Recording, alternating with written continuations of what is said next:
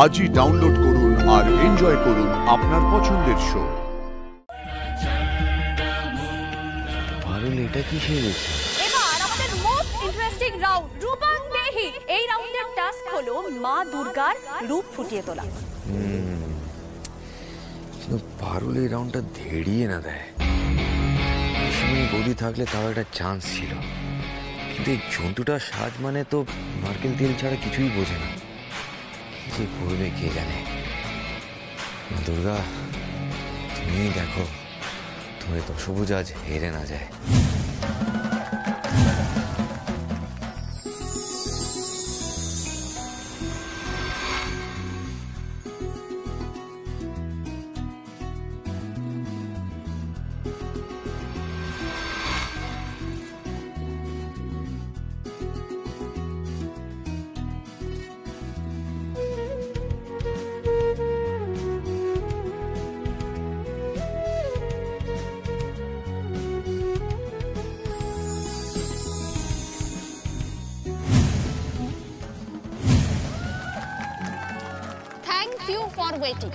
এবার আপনাদের অপেক্ষার অবসান হতে চলেছে।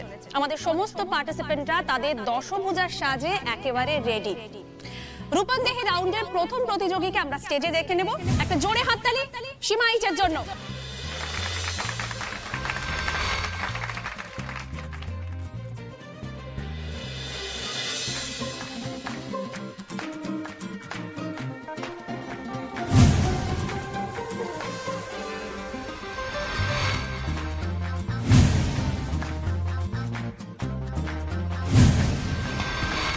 বাবা, এই দুর্গা না দুর্গা জুয়েলার্স, কোনো গয়নাই তো বাদ রাখিনি।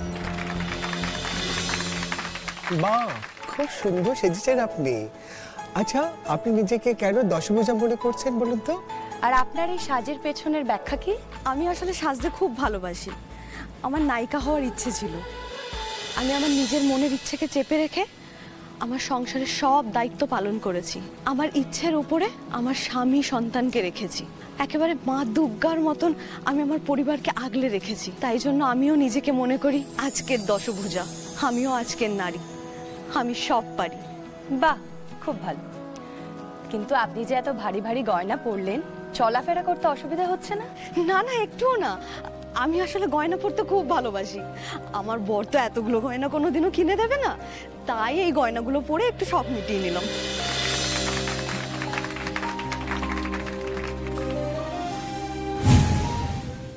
আমরা দেখে নিলাম আমাদের প্রথম দশভুজার রূপ। এবার আমরা ডেকে নেব আমাদের দ্বিতীয় প্রতিযোগী নন্দিনী সেন।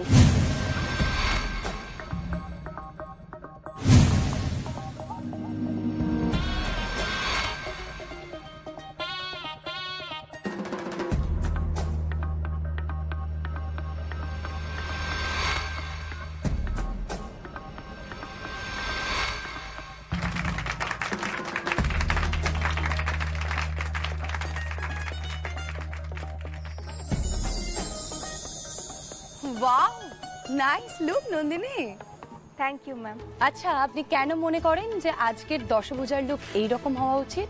আমার মনে হয় আজকের দশভুজা হলো কন্টেম্পোরারি দুর্গা, যে দুর্গা চাকরি করে নিজের পায়ে দাঁড়িয়ে মাথা উঁচু করে বাঁচতে চায়।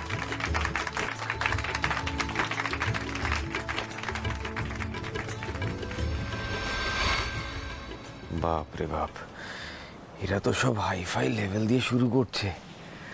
আমাদের বাড়ির দুজনের মনে হচ্ছে আর চান্স নেই। মা স্টেজে ভালো করে গুছিয়ে না কিছু বলতে পারবে, আর জন্তুটা না পারবে ঠিক করে সাজতে। এত দূর এসেও মনে হচ্ছে দুজন খালি হাতেই বাড়ি ফিরবে। আমরা দেখে নিলাম আমাদের সেকেন্ড দশভুজাকে কন্টেম্পোরারি লুক। এবার মঞ্চে আসবেন মৌসুমী বসু।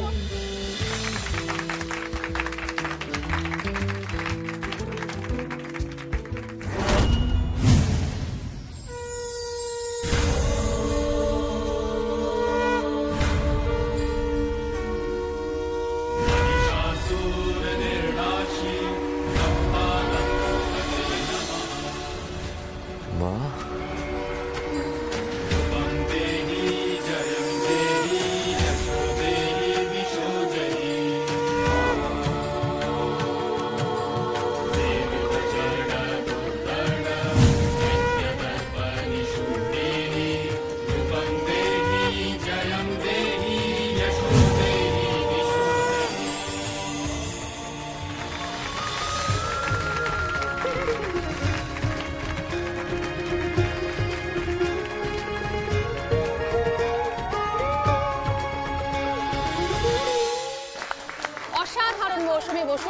আর শুনে নি জাজেসরা কি বলছে। Wow, what a divine presence.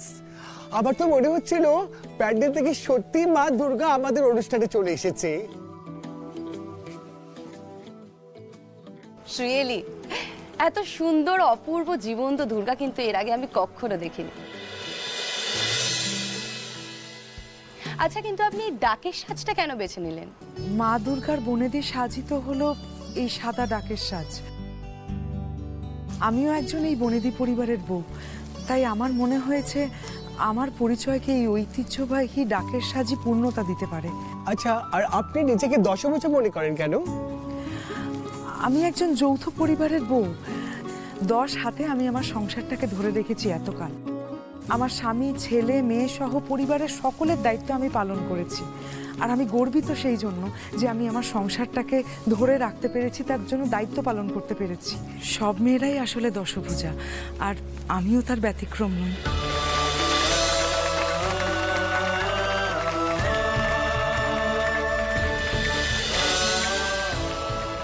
Mind blowing মা, মাইন্ড ব্লোয়িং।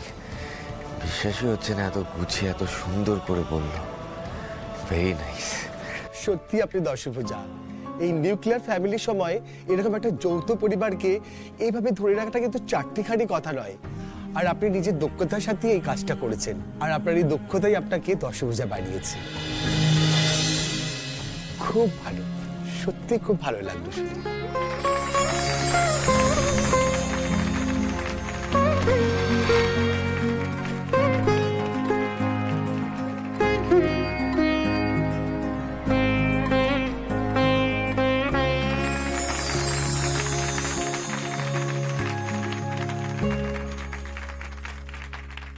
মা তো স্টেজ কাঁপিয়ে দিল, কিন্তু এবার তুই কি করবি জন্তু? কম্পিটিশন তো টাফ হচ্ছে। তুই কোথায়? কি সাজলো কে জানে এই জন্তুটা। এবার ডেকে নেব আমাদের শেষ পার্টিসিপেন্ট দশভুজা পারুল চক্রবর্তী।